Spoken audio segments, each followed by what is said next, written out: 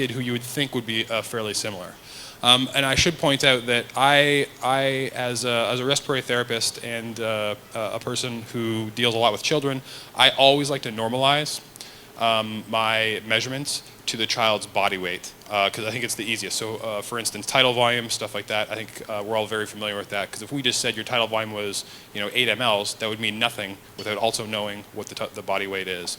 So I talk about gas exchange almost always in the same context. So mLs per minute per kilo. So for every kilo of body weight that child is, we would see that the expected, or at least the trend line here, will be somewhere around 7.5 mLs per minute per kilo. And this is the equation. So for VCO2, 115 times your height to the power of minus 0.0 or minus 0.7. And that's probably all well and good as long as you have your smartphone on you. You can quickly whip out that calculation to get an estimate of what the expected VCO2 value would be. But I also wanted to make a clinical tool for our clinicians in the unit and just say that for age less than a half a year, in general, you're going to excrete approximately 7.5 mLs per minute per kilo of CO2. Half a year to 8 years, about 6, and then greater than 8 years, it's about 3.5. And to be honest, I was only really interested up until the pediatric range. Once you get into the adult range, that can drop a little bit lower, perhaps closer to 3 or 2.5. But this is probably the most important. And also here over, we see VO2 as well. I didn't show you the curve, but the curve looks almost the exact same, except for the whole curve is shifted up just slightly. You can see that VO2 is a little bit more. And this is I tried to make it a little bit fun for the clinicians. So we got a little baby wearing a diaper, some kids, ponytails, and then this kid is probably older on their smartphone playing Candy Crush or who knows what, so they're plugged in. Okay, so that's the data for the expected value. I'll have a case study later on that I'm going to share with you that I think is important to illustrate how that number can be used and interpreted clinically to benefit your kids. But there's a lot of interest in our unit in using VCO2, the CO2 elimination, so the flow of CO2 that's coming out of the patient, to optimize ventilation. And a lot of ventilators, if you buy the end-tidal CO2 integrated monitor with the ventilator, will automatically measure the flow and the partial pressure of CO2 at the same time to dynamically give you this number, CO2 elimination. And so you'll see it on the GE and the Servo. Many ventilators have on one of the screens just a little number that will say mLs per minute of CO2. And it'll be up to you to divide that by body weight. In our unit, we use that number independent of the absolute value to help us titrate ventilation in a select number of circumstances. One of them being positive end expiratory pressure. So here is an illustration. This is obviously not real data, but we have VCO2 in the top, PEEP here, and time. And what we're going to do is we're going to do a staircase titration or an increase in positive end expiratory pressure. And we're going to start by going up by a couple centimeters each time. And then we're going to simultaneously measure VCO2 during this whole time period. And you can see here that as we increase, so I didn't put any numbers because it doesn't really matter, honestly, but if we started at 5, we'll go up maybe 7, 9, 11, 13 or so. What we see is, what we're looking for is that period of time, or that PEEP level. We keep all the other ventilators the exact same. We don't want to change anything. Inspiratory time, tidal volume, the respiratory rate, everything stays the exact same except for PEEP. And so if we see any changes in gas exchange, we're going to assume that it was associated with that PEEP change. So what we would interpret here, if you looked at the trend data, where for the VCO2 is basically pretty constant here, so we really got no benefit in terms of more ventilation until we got to this level here. And then you see that we have increased the CO2. We're kind of getting a maximum CO2 elimination. And then we went up one more stage, and we probably started to over-distend. And we saw a decay in the amount of gas that's coming outside of this patient. And in this context, it can be kind of a surrogate for pulmonary perfusion. Or it's really a VQ matching surrogate. That's what we're using this gas exchange tool for. So the combination of recruiting potentially atelectatic alveoli and not over-distending healthy alveoli. And if we have found this optimal level of gas exchange, then we would say that this is probably the optimal level of PEEP for this child at that time point. And it's something that needs to be reassessed from time to time, and honestly we don't do this a whole ton, but in children who are really having a difficult time finding the optimal PEEP level, we will start to pull out these tools ourselves. The other thing that can be done too is with children with severe obstruction.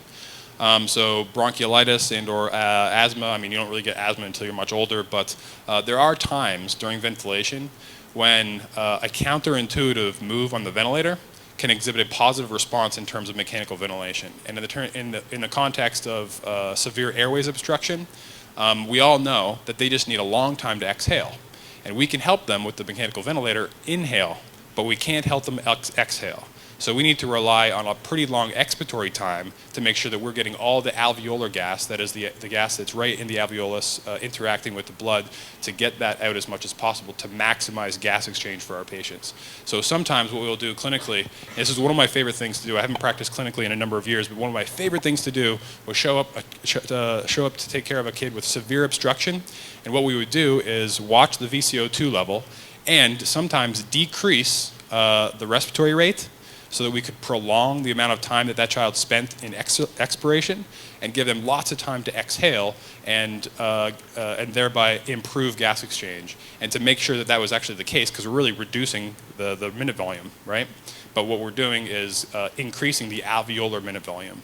So we can exchange more gas with actually moving less gas with a mechanical ventilator, more alveolar gas that is. And we would look at VCO2 to validate that, to make sure that that move was correct. So you can also use VCO2 measured dynamically to test the probability or the likelihood of a specific intervention, just kind of like a binary intervention, like you give a medication or some specific one thing that you've done on the ventilator to see whether or not it improved VQ matching and improved ventilation overall.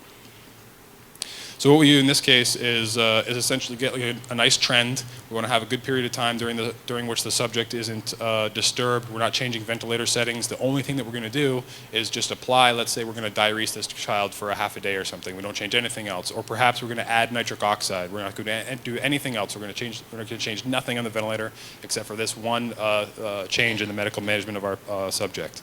So we apply that intervention, and then we would want to look at the response. And sometimes nothing has changed, and that is sometimes the case. We know that not everything we do or we think that we need to do may lead to a change in ventilation of our children. But there are other times when you may see an increase in VCO2. So if the child really did have some perhaps wet lungs, you've diuresed them a little bit, we don't change anything over the ventilator, but then all of a sudden we're getting superior ventilation despite not changing our ventilator parameters at all. That could be an indication that that was a positive response to that clinical intervention. And nitric oxide would exhibit the same way, albeit you could probably look at the SpO2 to determine that. And sometimes it can get worse too. And if it gets worse, you either need to change something or come up with a medical management plan to say if we're gonna assess this for a specific period of time and then decide to do something else, or abandon that therapy and call it a failed treatment option. So nutrition optimization, one of the things that is always talked about is interdisciplinary care, right? And you guys probably talk about this as well, but it's really taking the different specialists of care and getting them all on the same page, sharing all the same information to the benefit of each, and mostly the patient. So our nutrition colleagues, our nutritionists, and our attending physicians who specialize in nutrition therapy in critically ill neonates and kids, love to see the kind of data that I'm about to show you. But this is, we're going to look at two plots over here. This is really a study that was demonstrating two things. One, how inadequate estimating equations are. If you guys have to do these calculations to estimate how much energy your children are burning and then give them a specific kilocalorie prescription. Not so much macronutrients, that's a little bit more subtle, but I think there was some data that we talked about in the last couple of days that helped you to kind of make those decisions. But really the overall estimate of energy, you use these equations. And across the board, nutritionists will always say that they have to use it, but everybody suspects, and now we know, that they're just not really that accurate. And in a lot of cases, I think that you can get by, but in some cases, there are going to be children who are at a higher risk for over and underfeeding, and not tailoring their therapy to them a little bit more accurately can be to their detriment and can prolong care. So this is the White equation. Was one of these equations, basically the estimated energy expenditure, and you can see it works for basically down to newborns and some preterms, out to, I mean, this is almost like my level of energy expenditure in a day, like 2,500 kilocalories per day. But you can see here, this is a blonde almond plot. You guys have probably seen these before, but I think I talked about one last day or so. But basically, this is the average. So every dot here is going to be a comparison between an actual measurement on an indirect calometer and an estimate by one of these equations. And you can see they tested over a number of different time frames during the course of ventilation. But each one of these dots is when they measured and estimated, that's the average. And then this is the discrepancy between those two. And so you can see that they kind of said, you know what, we're going to just decide clinically that this is the clinically acceptable range. So if all the dots fell within this little dashed line area, then we would say it's probably a good estimate and we don't need to worry about measuring. But you can see it's all over the place. And it's not even all over the place in one direction. That would be lovely as a researcher. If everything was just kind of like overestimated or underestimated, you would say, okay, it's not accurate, but no problem. It's just always a little bit off by this amount, and you can compensate for that mathematically. The other thing, so estimates are not really that great. This is just one example. There's lots that show this. I have one more slide to demonstrate that to you. And then measured energy expenditure. One of the things that we see in the adult literature is if you have some sort of injury or insult or you're recovering from a surgery, what happens is in the acute phase of your disease process, you'll have a hypermetabolic response. So that is you are in a trauma, you get pulled into the ICU, we measured your energy, it's way above what we would expect. And then over a period of time, it kind of decays. And it decays really fairly sharply depending on your care and your status. And it comes down to like a level that's probably a little bit below when you're healthy, and then it comes up a little bit at the tail end once you've kind of recovered. And what we see in children is that's not the case at all. So you can see here, these are dots for each child. This is the measured energy expenditure. And kcals per kilo, and you can see that there's no trend. Like if this is adult data, we'd see it basically go like this, and then go up like that. Nice, smooth, kind of expected. But these kids are all over the place. You can't tell. So that's another reason why it's important to carefully consider these things. And this is one of my good friends and colleagues at Boston Children's. He does a ton of nutrition research. And I really lean on him for a lot of the clinical stuff. But he studied this in this is PICU data. I'll admit that. But he looked at two things, how bad the measurement is. So same deal as that other study, really bad. If it was really nice, it would be really close to around 0, this little dash line here, but the estimates are all over the place, so not good. But he went one step further and said, okay, well, is that even a big deal during care? So if you trusted that estimate, how off would your prescription of energy be over the course of ventilation? And so these are for each one of the 30 subjects that he enrolled in that study, and he said for each subject, if I just trusted that estimate and gave all that as a nutrition prescription, which we do, then this is how off or how over or underfed each of these children would be. So you can see some of them are receiving like 4,000 plus calories over the period of their illness. Some are receiving a deficit. Most are over, but you can see there's a lot of heterogeneity in terms of how much they get over. There's a handful that are like pretty close, you know. So in a handful of kids it works okay, but in general, not that great. So why does that matter? I would love to see some pediatric data. These are adults. These are adults with chronic obstructive pulmonary disease. And I almost am embarrassed to show you this slide, but it's the only data that demonstrates this. And I think it's a lovely physiologic phenomena that I think is relevant to our care and really is meant to instill in you why this is important for somebody who maybe doesn't necessarily care as much about nutrition, but optimizing ventilation and trying to get these children off the ventilator as soon as possible. So this study, they looked at a number of COPD patients that's like pretty old, 1992. And what they did was they took these adults, they measured their energy expenditure they used VCO2, and they gave them a specific nutrition prescription. And then what they did was then add a bunch of carbohydrate. So they gave them way more carbohydrate and kilocalories than they needed. and then measured how bad they did on a 6-minute walk test. So it's just an estimate of their ability to exercise. And the idea was that if you take these patients who these are spontaneously breathing, they're not on ventilators, but they're kind of disadvantaged folks who have a severe pulmonary disorder that precludes them from having a healthy, normal lifestyle and breathing really easily. So what they did was they looked at the percentage increase in VCO2. That's a function of the nutrition that they gave to them on purpose to overfeed them, essentially. And they looked at the decrease in their capacity to exercise by the 6-minute walk test. And you can see as you give these patients, these subjects, more food, a bigger increase in VCO2, they get worse at exercising. And why is that relevant for us?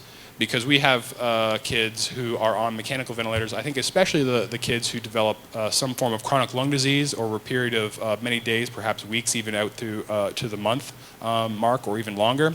We have these children who have reduced capacity to ventilate, to oxygenate. And if we overfeed them, we're going to be introducing basically a CO2 burden. That's the terminology. So if we're giving them too much food, we're forcing them to metabolize that and blow off more CO2 than they should be blowing off. And if they're trying to blow off more CO2, that means they need to work harder. And if they need to work harder, it's going to be very difficult to wean that ventilator, to get them off the ventilator successfully and out of the unit and discharged and home where they should be. So that's why it's relevant. I'm trying to do something like this in kids. It's a little bit harder because nobody really wants to overfeed kids. We kind of just kind of like trusted that this is a bad thing to do, so it's a little bit difficult to demonstrate. But I would love to see some neonatal and pediatric data to support that, or to mimic the COPD patients. And also lastly, in terms of the nutrition stuff, it's associated with mortality. So this is a large multi-center international observational trial that looked at a myriad of questions, but the important ones were essentially what the energy prescription was, and then the capacity of the clinical team to meet that prescription. So if you said that a subject needed X amount of kilocalories of specific nutrition per day, then they split it into tertiles and said if you're in basically up to 1/3, 1/3 to 2/3, and greater than 2/3, basically the higher proportional nutrition that you were able to get into that subject was related with a reduction in mortality risk. And I think there are a number of questions that arise out of that. The study design is obviously observational, but I think it poses something that we all kind of suspect, in that nutrition is essential for life and healing from disease processes, so it's an important feature of care. All right, so here's our case study that I told you we were going to go through. So this is a real case study. This was in our cardiac intensive care unit. This is a child who was born. They were born 2 months basically before this occurred. They're 2.1 kilos at this point. They had a transposition of the great arteries, single right ventricle physiology, as well as vein stenosis. That's really complicated for somebody who doesn't spend a whole lot of time in the cardiac intensive care unit or fix these things surgically, but it honestly doesn't really matter that much. I hopefully can tell you why in a few seconds. But they're on pressure support ventilation, 12/4, so really not that much support. They're on room air. They're basically chronically ventilated at this point. And here's the case that we're presented with. So the tidal volume, pretty high. I think typically in a cardiac intensive care unit, you'll see that the volumes are a little bit higher. The strategy is generally to minimize the amount of time that you're spending during peak inspiratory, the phase of the breath, for pulmonary blood flow reasons. But they're on like 8 to 11 mLs per kilo tidal volumes, pretty big, not that great for the lungs, but it is what it is. Respiratory rate, pretty high, 40s, 50s. End tidal CO2 in the 50s and had been increasing. They got the VCO2 value, which is 31 to 46 mLs per minute. And the VBG is obviously a little bit hypercapnic. And this is, I think, a testament to the chronic ventilation of this kid. We don't even have an A-line in this kid in this point. We're just monitoring VBGs as needed.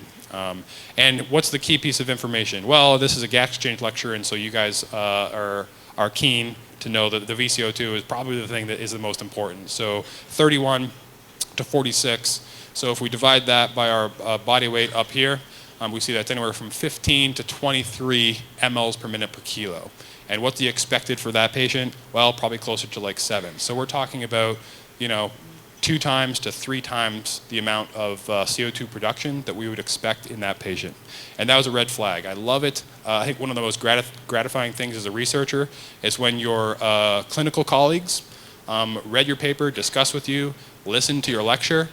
This respiratory therapy supervisor went over to the unit, just noticed that this was out of whack, and said to the nutrition team, like, hey, you guys got to take a look at this because this doesn't seem right. It seems like their gas exchange is way too high. And that was the problem. They're getting way too much carbohydrates, way too much kilocalories. And so what they did was just reduce the feeding, the overall nutrition. Same ventilator settings, exact same, 12/4, didn't change there. Tidal volumes came down even a little bit. Respiratory rate came down, so ventilation overall reduced. Gas exchange, the CO2 was about around in the 50s. VCO2 came down to a more reasonable level, and you can see that the VBG was improved, and that patient was extubated and survived to discharge. So it's really a case that I think exemplifies the risks of overfeeding in a select patient population that is stressed to ventilate. So this is equation estimates are not that great, and a bunch of the stuff that we already talked about. So a couple of key points before we can wrap up here. I showed you this before. So these are just four that are available to me, mechanical ventilators that have the onboard capacity to measure VCO2 and gas exchange. I showed you this, and I also told you that it kind of bugs me that a lot of the companies don't tell you what the accuracy is, but it just means that people like me or you have to go to the laboratory and make sure that the devices perform as well as you need it to perform. As long as that's true, then you can use stuff like this to estimate energy. And this is probably one of the more important things I think I've contributed in the last few years. We said to ourselves in the unit, we measure VCO2 on everybody. Every single patient who comes into the PICU and NICU automatically has their VCO2 measured. It's just a standard of practice. We have end-tidal CO2, VCO2, and all the pulmonary mechanics constantly streaming from the ventilators. So what we did was, hey, if we can take VCO2, that's half of the equation to estimate energy, right? We're ignoring the VO2, but VCO2 we have to as readily available. It's very easy, and there's something to be said for a pragmatism of physiologic parameter.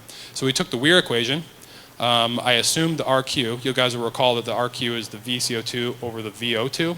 In children, the average RQ is right around 0.9, so 0.89 was the assumed value. Well, I said in this case, the VO2 is going to be assumed to be a relationship between what the RQ would be on average and the VCO2. And this is our modified resting energy expenditure equation.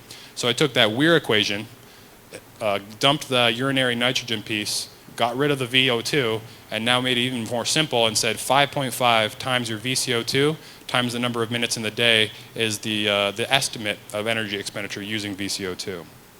And we tested this. So we said it has to be at least clinically reasonable to use this. We know it's not going to be as good as indirect calorimeter because we're ignoring half of the information, but if we can get most of the way there, it can be a very easy way. You don't have to buy an indirect calorimeter that costs perhaps $30,000 or $40,000. You can use something that's already integrated into your mechanical ventilator. So the Blondalman plot, you'll notice that basically a lot of my work is Blondalman plots, and if those guys who invented this plot got money, I would owe them much because I use it all the time in my publications. But basically the solid black line is the mean bias between the two measurements, so we're comparing the actual energy expenditure by indirect calorimeter and the whole equation to the simplified version with just VCO2. And you can see the limits of agreement are just about plus minus like 15% or so, so not too bad. And then we just for a comparison, we looked at the estimate. So these are the equations, and we just wanted to demonstrate that the equations are worse than our method using VCO2. And that's essentially what we found. And this is the diagnostic accuracy. We want to look at sensitivity and specificity to identify kids who are hypo and hypermetabolic. So basically you have their estimate, and then sometimes they're above that estimate, sometimes they're below, and that's clinically relevant for some nutritionists who like to look at these things. So we also gave them that information. And you can see that overall the diagnostic accuracy was pretty good, but it's not a guarantee. Like any clinical test or diagnostic test, you have to kind of interpret the data correctly. So for sensitivity, really good at identifying hypometabolism, but not that great at identifying hypermetabolism. But specificity was pretty good across the board, and then some other calculations. And subsequently, it's been validated by a couple of different researchers. This group over here looked at utilizing the same methodology, but in adults. And then this group over here looked at using the exact same methodology, but now they made sure that the Mackay Servo-I ventilator worked accurately. And what they found was there was increasing error that tended to overestimate with that technology in smaller kids. And then once you got to a certain body weight, then it became kind of pretty close to zero mean bias. So that was an important finding as well to clinically apply this. So in summary, we looked at reference values. We talked about some equation estimates for nutrition. I think that there are limitations there. Obviously, we have to rely on them for the most part. But if you do have the capacity to identify some patients who are at risk for over and underfeeding, that's probably a good place to start to scrutinize and to look at those kids a little bit more carefully. There's tremendous patient-to-patient variability, as well as differences in outcomes. And the VCO2 energy expenditure equation is one that I hope you can take with you as well if you decide to start trying to monitor these things. And with that, thank you very much.